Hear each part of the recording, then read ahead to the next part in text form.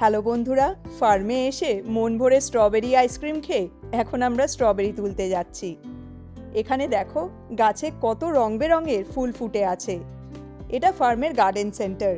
ফল ফুল সবজি সব রকমেরই গাছ এখানে পাওয়া যায়।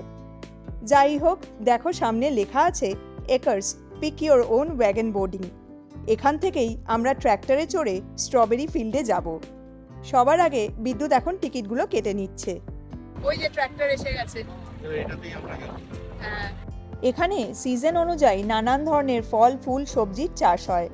স্ট্রবেরি দিয়ে শুরু হয়, তারপরে পিচ, ব্ল্যাকবেরিজ, অ্যাপেল, তারপরে নানান ধরনের সব লঙ্কা, বেগুন, শসা, জুকিনি, স্কোয়াশ, কর্ন, কুমড়ো, এমনকি ক্রিসমাস ট্রিরও চাষ হয়। ট্র্যাক্টর একদম ফুল হয়ে গেছে। আমাদের মতন আরও অনেক লোকজন এখন এই ট্র্যাক্টরে করে স্ট্রবেরি তুলতে যাচ্ছে। আর ওইখানে পরের ট্র্যাক্টরের জন্য আরও অনেক মানুষজন অপেক্ষা করছে। এই ট্র্যাক্টর ছেড়ে দিল। এই ট্র্যাক্টর রাইডটা আমরা তিনজনই ভীষণ এনজয় করি।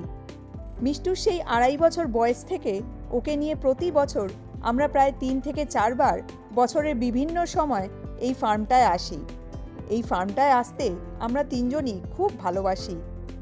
চারিদিকে সবুজ আর সবুজ, বিঘের পর বিঘে শুধু চাষের জমি। ওই যে জলাশয়টা দেখছো, ফার্মে ওরম আরও অনেকগুলো জলাশয় আছে। এই জলাশয়গুলোর থেকেই সারা বছর চাষের জমিগুলোতে জল দেওয়া হয়। ওই গাছগুলো হলো ক্রিসমাস ট্রি। নভেম্বরের শেষ থেকে ডিসেম্বর মাসের মাঝামাঝি অবধি হলো ক্রিসমাস ট্রির হারভেস্ট সিজন। এই যে এগুলো সব হলো পিচ গাছ। ফার্মের এই এরিয়াতে পিচ চাষ করা হয়। ক্যামেরাতে হয়তো বোঝা যাচ্ছে না, কিন্তু প্রতিটা গাছে প্রচুর পিচ হয়েছে। স্ট্রবেরি পিকিংয়ের মতন জুনের মাঝামাঝি থেকে এখানে পিচ পিকিং শুরু হবে। আর ফাইনালি আমরা চলে এসেছি স্ট্রবেরি ফিল্ডে। দেখো কত লোকজন নিজের হাতে স্ট্রবেরি তুলছে। স্ট্রবেরি ফিল্ডটা বিশাল বড়, সামনে থেকে দেখতে দারুণ লাগছে। ক্যামেরাতে পুরো স্ট্রবেরি ফিল্ডটা আসছেও না। Take the sunglasses off, look above or below. You want those berries to be all red.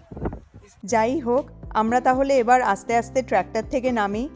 Strawberry field, strawberry গাছ, স্ট্রবেরি তোলা, এই সব কিছু তোমাদের সাথে পরের মোমেন্টসে শেয়ার করছি। চলো টাটা।